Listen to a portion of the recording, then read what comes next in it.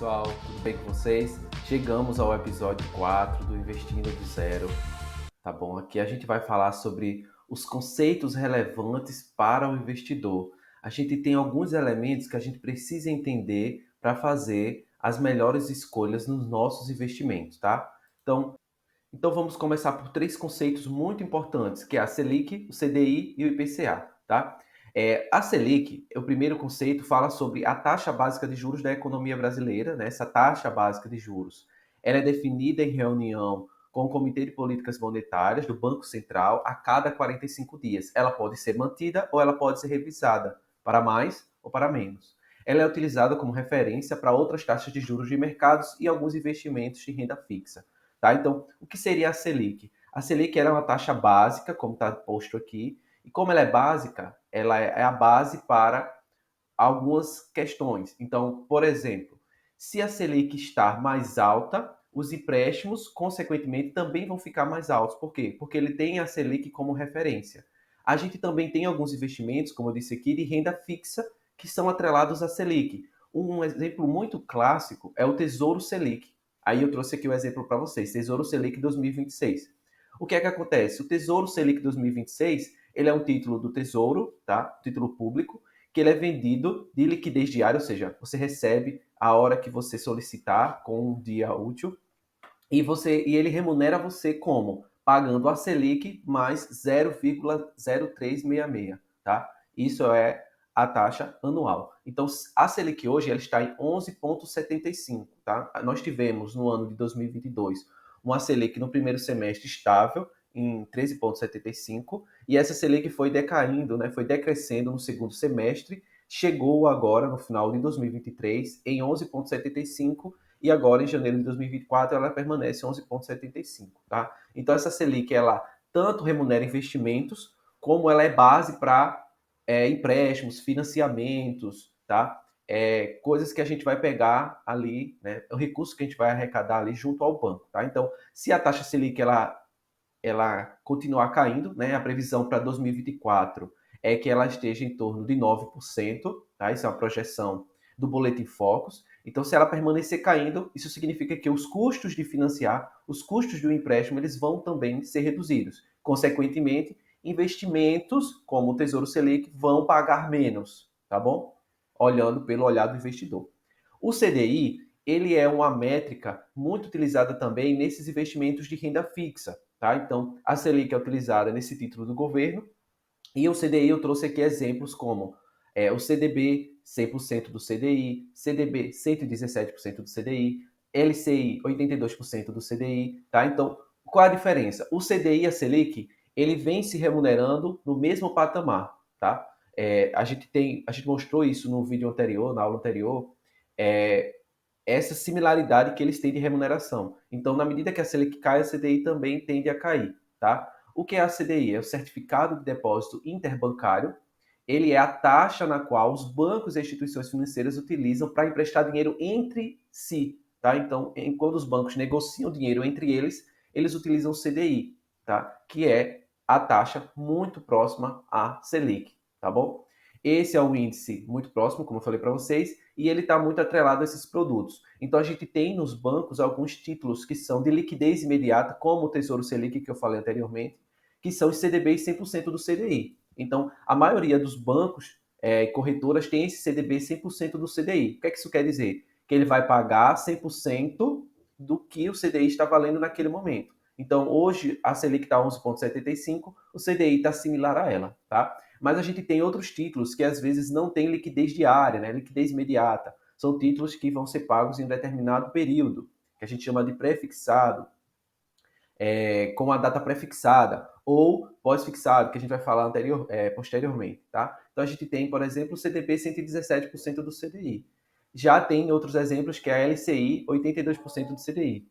Por quê? Porque a LCI ela não tem imposto de renda, então eles acabam pagando um percentual menor para cobrir esse imposto de renda que está atrelado aos títulos de CDB. Tá? Então, CDI é uma taxa, né? É um índice, aqui uma taxa diferente da Selic em termos conceitual e utilização, mas elas têm percentuais similares. Tá bom? O IPCA é nada mais do que a inflação do período. O IPCA ele é medido pelo IBGE, né, e ele é considerado o índice oficial de inflação aqui do nosso país, do Brasil. Ele tem o objetivo de medir essa variação do custo de vida das famílias brasileiras. Então a gente tem o IPCA, quando aumenta o aluguel, aumenta-se pelo IPCA. O preço dos produtos do mercado, aumentou a inflação deles, aumenta-se os produtos. O IPCA ele é uma média, né, desses diversos produtos que estão dentro da cesta básica. E ele chega numa média e é definida o IPCA todos os meses e depois fecha-se o período de 12 meses. Em 2023, o IPCA fechou em 4,62%. Tá? O que isso quer dizer? Que os aluguéis, por exemplo, que são atrelados ao IPCA, ou seja, a inflação, aumentaram aí em 2024 4,62%. Em contrapartida, a gente tem investimentos também atrelados ao IPCA. Como eu trouxe aqui o exemplo, o Tesouro IPCA mais 2035. É um título do governo, né? É um título do Tesouro Direto, que ele remunera, ou seja, você recebe a inflação do período mais uma taxa que ele define. Então, aqui, no momento que eu coletei essa informação, era IPCA mais 5,49. Então, quem investe em títulos atrelados ao IPCA receberá a inflação do período mais um percentual definido. No Tesouro IPCA de 2035, nesse dia, estava o IPCA mais 5,49, ou seja, eu iria receber, se eu fechasse aí o ano de 2023 com esse investimento, se eu fosse resgatar, eu iria receber 4,62, que é o IPCA, mais os 5,49% se esse investimento tivesse passado aí 12 meses, né? Lembrando que essas taxas que a gente apresenta aqui de exemplo, ela considera o período de um ano, tá? Então, Selic é a taxa básica de juros, que está atrelada a investimentos de tesouro, Tesouro Selic, mas também está vinculada diretamente à aquisição de recursos, né, empréstimos e financiamentos. Então, na medida que ela decresce, esse custo também decresce. O CDI ele é um certificado de depósito interbancário, taxa que é vinculada às diversas instituições quando elas negociam entre si, e ela serve de referência também para investimentos. E o IPCA é a inflação, que também serve para base para investimentos, assim como serve também como base para casos de contratos de aluguel, por exemplo, que eu disse aqui. E ele influencia diretamente no aumento dos nossos alimentos, dos nossos produtos, dos nossos serviços que a gente vai adquirir no nosso dia a dia. Outro ponto muito importante para a gente entender é sobre os investimentos pós-fixados e pré-fixados. O pós-fixado, ele está atrelado, né? Ele atrela esse investimento a uma determinada taxa, a um indexador. Como a gente falou anteriormente, eu trouxe aqui como exemplo a Selic e o IPCA. Então, o que é que isso quer dizer? Que durante um determinado período que eu tiver aquele investimento, ele vai ser remunerado, ou seja, o meu investimento vai ser remunerado baseado no percentual daquela taxa. Tá? Eu falei para vocês que em 2023 a Selic ela esteve a 13,75 no primeiro semestre e no segundo semestre ela acabou em 11,75. Então, se eu passei 2023 todo com um investimento como o Tesouro Selic, por exemplo, que é um título que está atrelado à Selic, nos 6 primeiros meses eu me remunerei com 13,75. Já no segundo semestre eu me remunerei com a taxa um pouco menor, finalizando ali em 11,75. Então, o que é que isso quer dizer, o pós-fixado? Que o rendimento do meu investimento vai depender da variação da taxa. Se ela permanecer aquele valor, ok. Se não, ela pode evoluir, né, para mais e eu ter uma remuneração maior, como ela pode reduzir e eu ter uma remuneração para menos, tá bom? Então a gente precisa entender o ciclo das taxas, né? Estamos com a Selic em baixa. Então, será que é melhor manter ali ainda no Tesouro Selic, em títulos atrelados à Selic, ou é melhor ir para títulos vinculados à inflação? Ah, mas a inflação também está caindo. Então, a gente precisa entender qual é a melhor oportunidade, por isso que é importante a gente entender dos ciclos dos investimentos, tá? Já os pré-fixados, ele determina qual é a taxa que você vai resgatar naquele determinado período. Então, aqui eu trouxe um exemplo do CDB de 11,5%. O que é que isso quer dizer? Se eu comprei um CDB para resgatar em 2025 a 11,5%, quando chegar lá, eu vou ter recebido os 11,5%.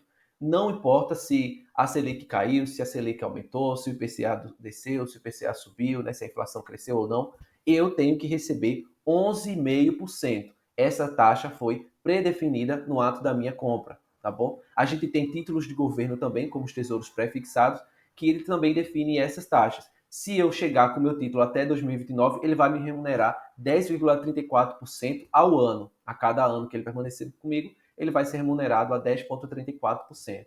No final aí, eu vou ter esse somatório pré-fixado, ou seja, predefinido.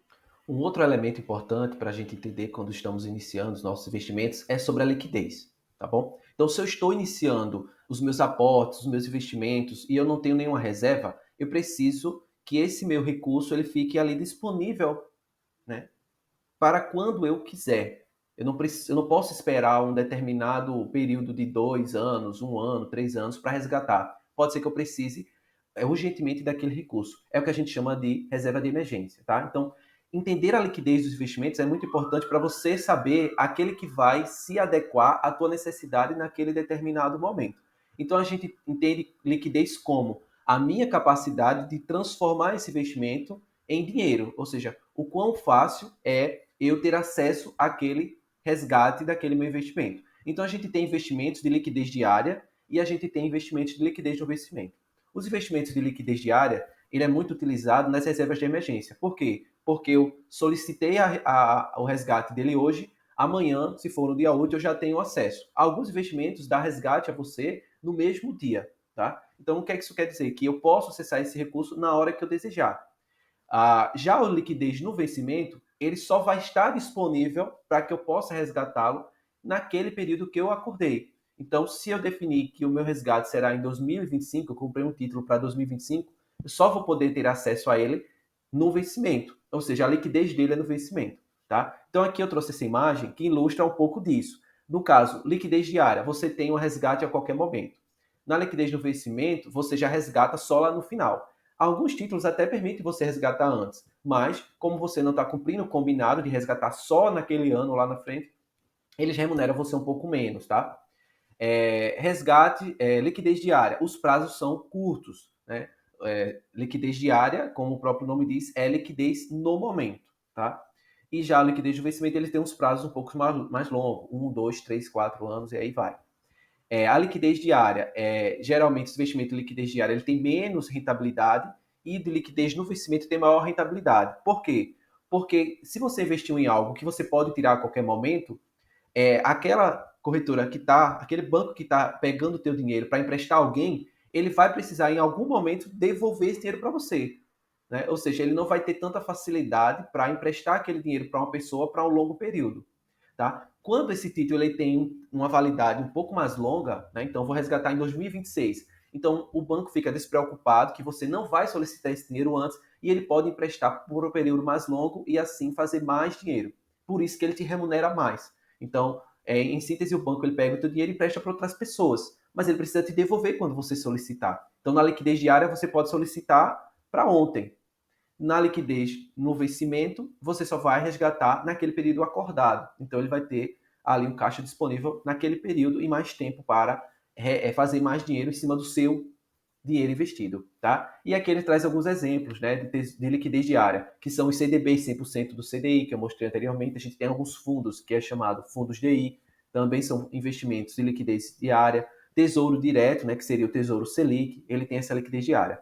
Já a gente tem as LCIs, LCAs, a gente também tem CDBs com liquidez só lá no vencimento de 2025, 2026. Então tudo depende do seu momento. Se você, eu quero daqui a 2 anos a fazer uma troca de um carro, então só vou precisar desse dinheiro daqui a 2 anos. Então eu posso pegar uma rentabilidade maior para mim e em contrapartida esse dinheiro vai ficar lá guardado e eu só vou resgatar daqui a 2 anos, tá bom?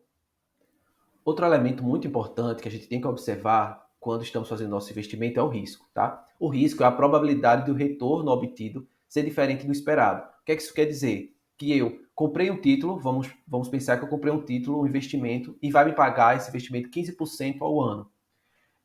Só que esse banco, porventura, ele não tinha uma capacidade de crédito muito boa e ele simplesmente quebrou, ele faliu, ou ele não pode pagar naquele momento, entrou em recuperação judicial, tá? Então, isso significa que ele estava me ofertando uma taxa alta, mas ele tinha um risco muito alto também nesse investimento. Então, a gente entende que toda vez que eu tenho um risco alto, eu tendo a ter uma rentabilidade mais alta. Tá? Ao contrário também é verdade. Toda vez que eu tenho um risco menor, eu tenho uma taxa menor. Tá? Então, o que é que isso quer dizer? Que quando a gente for comprar os nossos produtos, a gente precisa entender quem é o emissor, a quem é que a gente está comprando. tá? Então a gente tem uma classificação das agências de risco, que a gente chama de rating, e esse rating ele vai dizer se o banco ele tem uma capacidade de crédito melhor ou pior, tá? Então, a gente tem aqui as cores e as classificações que vocês podem olhar, e a gente tem que olhar, ó, o banco que eu estou, o banco emissor desse título, é um banco confiável? É um banco que tem um rate bacana? Então eu tenho que olhar isso, tá? Porque eu posso estar comprando um título de uma taxa muito atrativa, mas de um banco que não tem um rate tão interessante. Então a gente precisa entender o risco que a gente está correndo. Ah, tudo bem, eu quero essa taxa alta aqui, então eu vou correr esse risco aqui. Eu preciso entender isso, tá? Então o rate, que é essa classificação de risco, aqui tem as 3 agências principais. Vocês podem olhar, vocês podem colocar até no Google. Um exemplo, tá? Banco Pini, Banco Fibra, Rating Banco Fibra, Rating Banco BTG Pactual. Ele vai dar lá a classificação, vocês podem olhar aqui. Isso é muito importante, tá? Para que depois a gente não tenha problemas, tá? Alguns títulos têm um fundo garantidor de crédito, tá bom? Que é também uma cobertura que acaba reduzindo um pouco o risco desses investimentos. Mas é bom comprar sempre títulos de um bom emissor. E o último ponto que a gente precisa entender é a rentabilidade, tá? A rentabilidade, ela fala sobre o quanto a tua carteira de investimentos ou aquele título específico rendeu, tá bom? Então a rentabilidade é o percentual de ganho a partir do valor que você investiu, né? O valor que foi investido. Então eu trouxe um exemplo aqui. Se eu investir 5 mil reais em um CDB que tem uma rentabilidade de 10% ao ano, isso significa que depois de um ano eu vou ter um retorno de R$ 500 sobre o valor investido. Então, o que é a rentabilidade? É o que o meu investimento rendeu naquele período que eu combinei. Então, eu tenho rentabilidade da carteira, que é o grupo de investimentos geral. Eu tenho a rentabilidade só daquele investimento, tá? Então, é importante eu entender a minha rentabilidade para observar se o meu investimento ele é rentável, tanto quanto ele se comprometeu, e também se ele é rentável em relação a outras possibilidades que existem no mercado, tá? Então, esses eram alguns conceitos que eu acho fundamental para quem está iniciando, para entender os dados econômicos que são disponíveis aí nos jornais, nas redes sociais. Do Banco Central, por exemplo, tem muitos índices que eles sempre divulgam, o IBGE, com o IPCA, a inflação. A gente precisa entender esses elementos básicos, mas muito importantes, para que a gente possa saber o que é que a gente está comprando, se o título é atrelado ao IPCA, o que é IPCA, se o título está atrelado à Selic, o que é a Selic, tá? Para você entender se você está comprando ou não produtos interessantes para o teu portfólio, para a tua carteira, tá bom, pessoal? Esse é o nosso 4º episódio. Se você gostou, peço a vocês que compartilhem essa playlist com outros colegas, tá? Ela é realmente para quem está iniciando os investimentos, mas para quem já está investindo pode aqui rememorar alguns elementos também, tá certo, pessoal? Agradeço a atenção e até o nosso próximo momento.